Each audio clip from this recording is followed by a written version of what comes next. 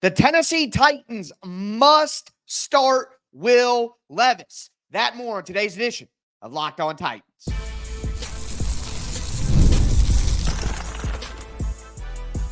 You are Locked On Titans, your daily Tennessee Titans podcast, part of the Locked On Podcast Network, your team every day. Welcome to the Locked On Titans podcast. I am your host, Tyler Rowland. Titans fans, today's edition of Locked On Titans is brought to you by FanDuel. Place your first $5 bet and you'll get started with $200 in bonus bets guaranteed. Visit FanDuel.com to get started. The Tennessee Titans must continue to start Will Levis, and the head coach, Brian Callahan, told you himself. I'll go over what Callahan had to say and why. Also, T'Vondre Sweat might be the best defensive rookie in the entire NFL, and we'll check in on some other rookies like J.C. Latham as well. Before we do want to thank you for making the Locked On Titans podcast your first listen each and every day. Remember, Monday through Friday, Tennessee Titans content all year round, always for free. Make sure that you get subscribed, stay subscribed. It's your team every day. Speaking of every day, shout out to my everydayers out there tuning in Monday through Friday. Couldn't do it without you guys. Make sure that if you aren't an everydayer, you become one, because this is the number one Tennessee Titans podcast in the universe for a reason. Also, make sure that you check out the Tic Tac Titans film channel. I'm going to have the Tic Tac 4-pack from the Titans win. I'm going to have a breakdown on T'Vondre Sweat as well. So a lot of great content over there. And you can check me out on Locked On NFL, where I break down all the latest NFL news as well. But with that being said, let's dive into this Will Levis conversation. And look, I know that a lot of fans out there got really high off that one win the Titans had on Monday night. Look, it felt good. Your team won. There's the dopamine rush. You're like, yes, finally a win. I can talk crap to people online, this and that. But the reality is we have to think back to what this season is all about. I didn't have the Titans making the playoffs this year. I thought they'd be a competitive team, but I had the Titans going 1-2 in the first 2 weeks or 3 weeks. I had them going 2-2 in the first 4. And without the disaster in Chicago in week 1, they probably would be that. But my point is here, I didn't have the Titans making the playoffs this year. So my number one priority for this season is not to maximize as many wins as possible. And I get that you see Mason Rudolph go out there and the Titans scored 30 points and you're like, they need to go with Mason Rudolph. I understand the logic there. Mason Rudolph may ultimately be a better quarterback than Will Levis right now. I think I do believe that. But what is this season really about? Ask yourself that. What is this season really about? Is this season about eking out 7 wins with Mason Rudolph? Or is this season about figuring out what Will Levis is, what he can be, and then what the Titans need to do going forward? The Titans are not a Super Bowl contender with Mason Rudolph. Let me know down below. Do you think that the Titans are a Super Bowl contender with Mason Rudolph? Now, a lot of my logical fans out there are obviously going to laugh and be like, well, no, Tyler, duh, he's a backup quarterback. And I would say, I know, you guys are smart. But based on the reaction that I got to my recap episode from the victory, some of you guys think that Mason Rudolph is a bona fide starting quarterback in the NFL and that the Titans can win a Super Bowl with Mason Rudolph at quarterback. And quite frankly, I think you need to check what you're putting in your Wheaties. Like, if you are getting ready to comment Mason Rudolph can lead this team to a Super Bowl, you may need to consider some professional help, in my opinion. Mason Rudolph is a very good backup quarterback. I think he's a very serviceable backup quarterback. I think he can do exactly what he did last night. He can come in tough spots when the starter goes down, maybe a couple weeks, a couple quarters, and he can lead you to a victory. But Mason Rudolph is a dead end if you want to be a championship contender in the NFL. That's just the reality of the situation. I mean, I had someone in the comments compare Mason Rudolph to Tom Brady. What are we doing, folks? What is happening to society? Are we just completely folding mentally?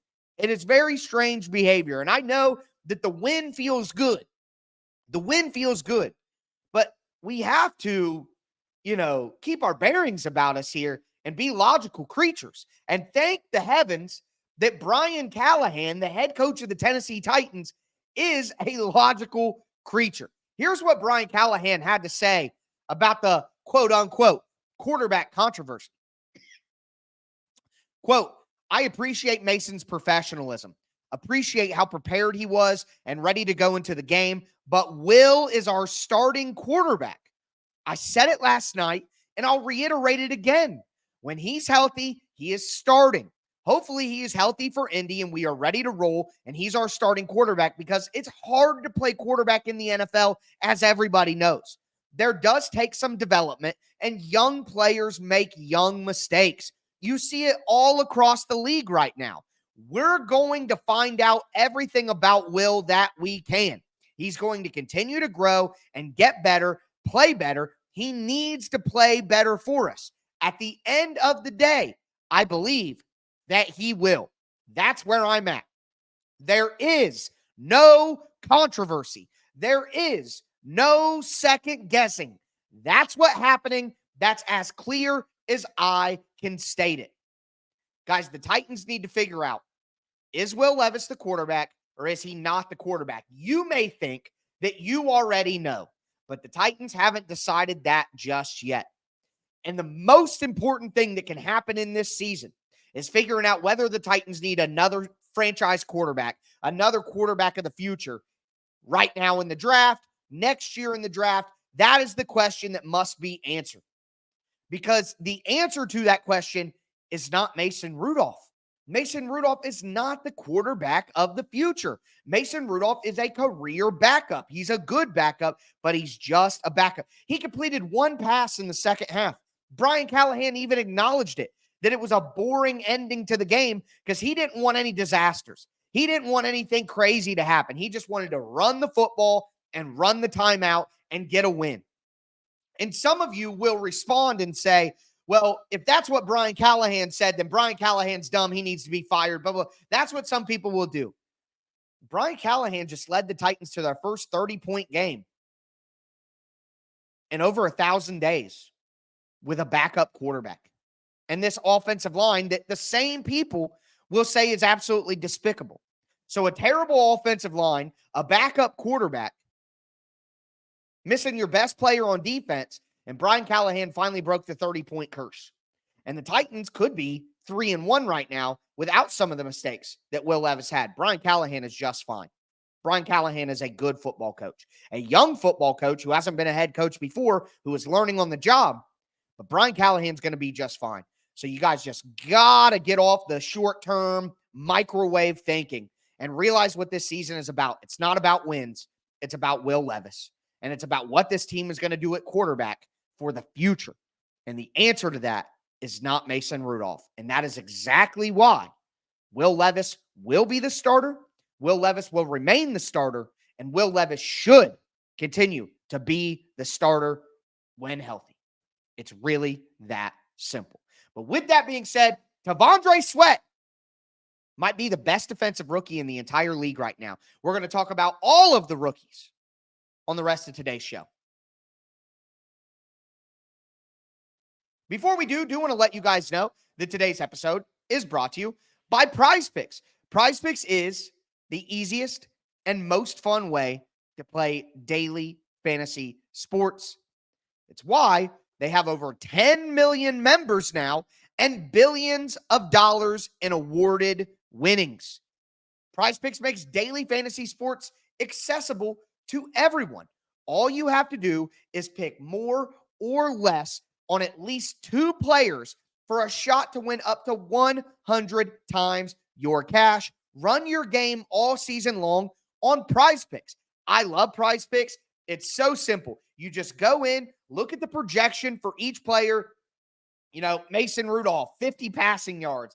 Tony Pollard, 60 rushing yards. Calvin Ridley, 2.5 catches. You just pick a couple of players and say more or less. It is so much fun to play. Make sure that you go to prizepicks.com or download the app today and use the code LOCKEDONNFL to get $50 instantly after you play your first $5 lineup. Remember, Locked On NFL is the promo code. You're going to get $50 instantly after you play your first $5 lineup. It's Prize Picks. Run your game.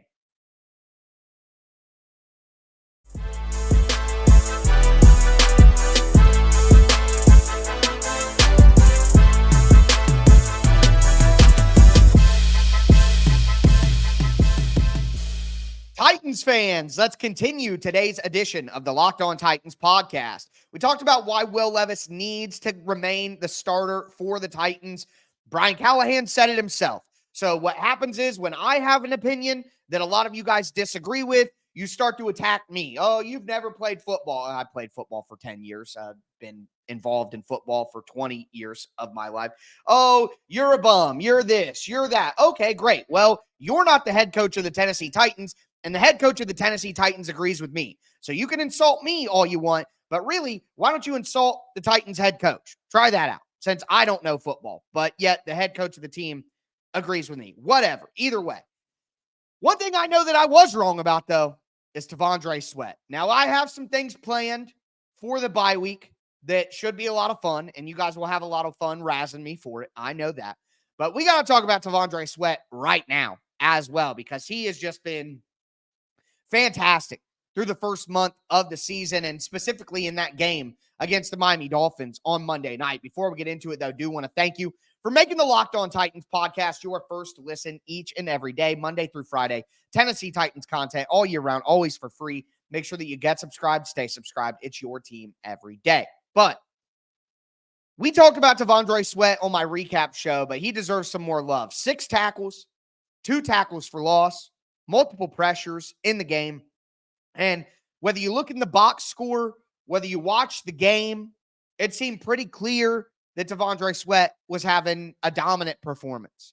If you want the player grades to go with it, well, I got that for you as well, because T'Vondre Sweat was the highest graded interior defensive lineman in the entire NFL in week 4. Not just rookies. Not just this, that, oh, this many. No, the highest graded interior defensive lineman in the entire NFL per Pro Football Focus in week 4, of course, with a 91.0 grade.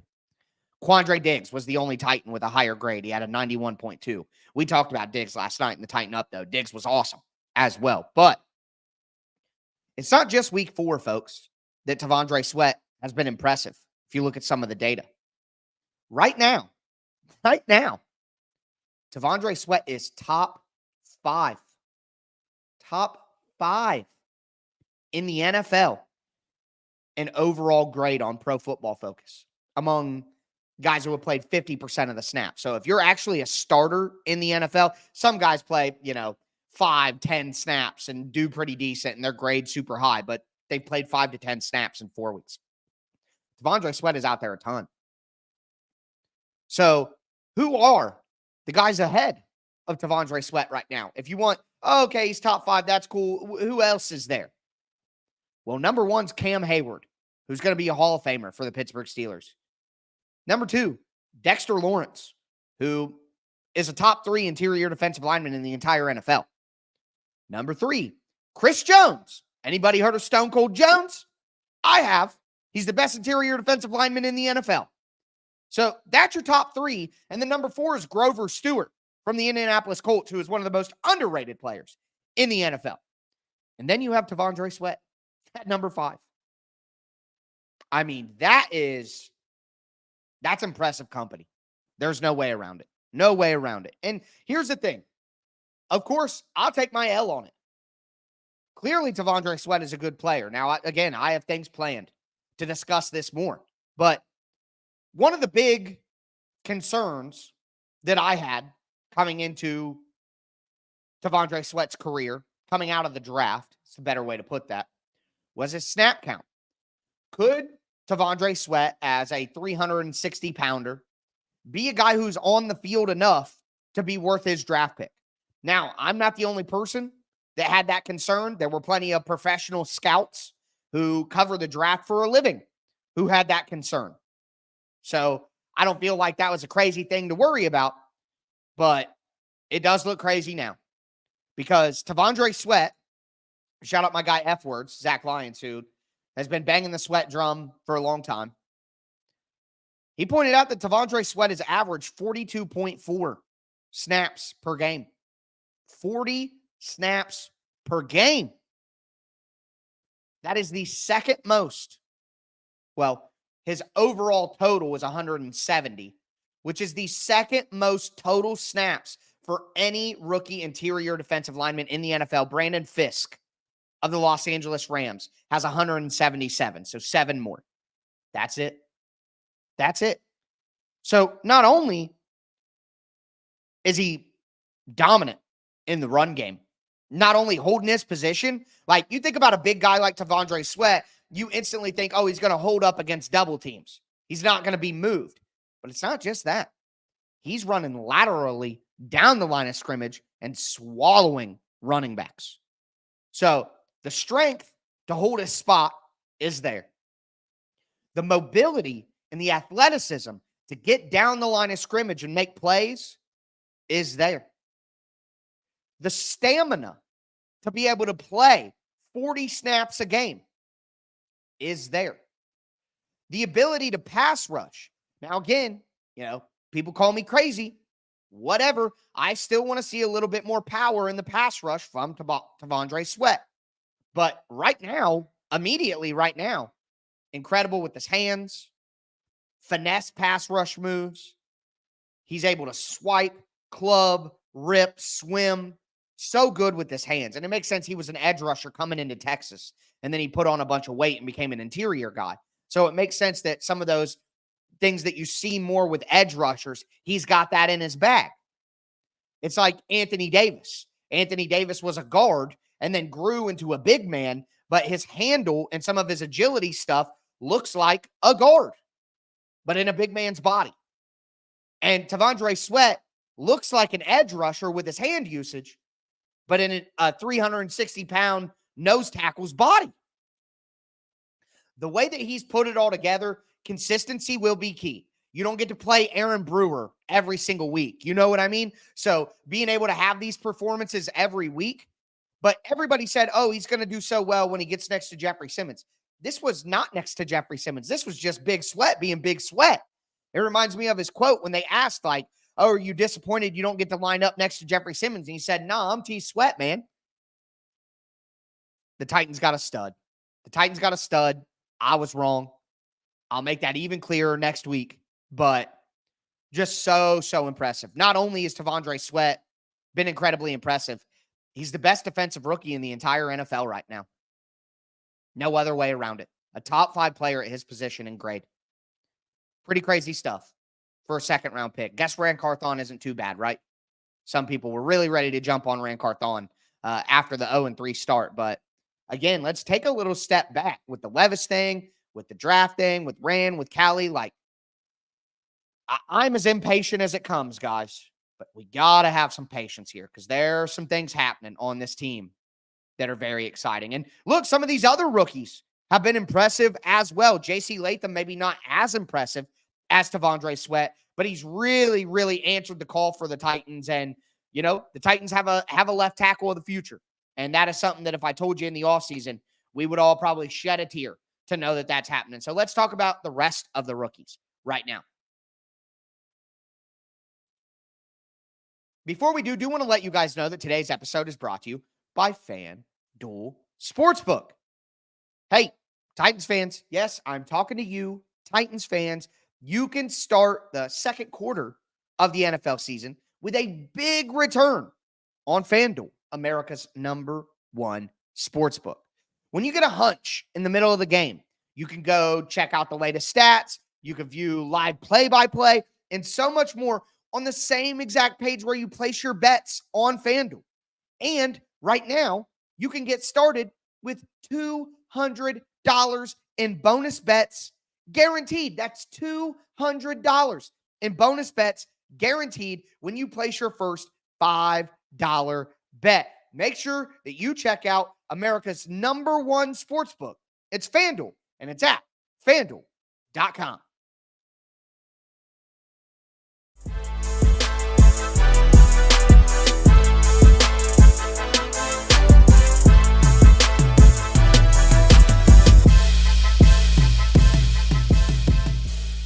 Titans fans, let's cap off today's edition of the Locked On Titans podcast. We talked about why Will Levis needs to remain the starter for the Titans and something that head coach Brian Callahan confirmed on Tuesday. We talked about T'Vondre Sweat being maybe the best rookie defender in the entire NFL right now. But now I want to hit on some of these other rookies as well, starting with J.C. Latham. Before I do, thanks again for making Locked On NFL your first listen each and every day. For your second listen, check out Locked On NFL.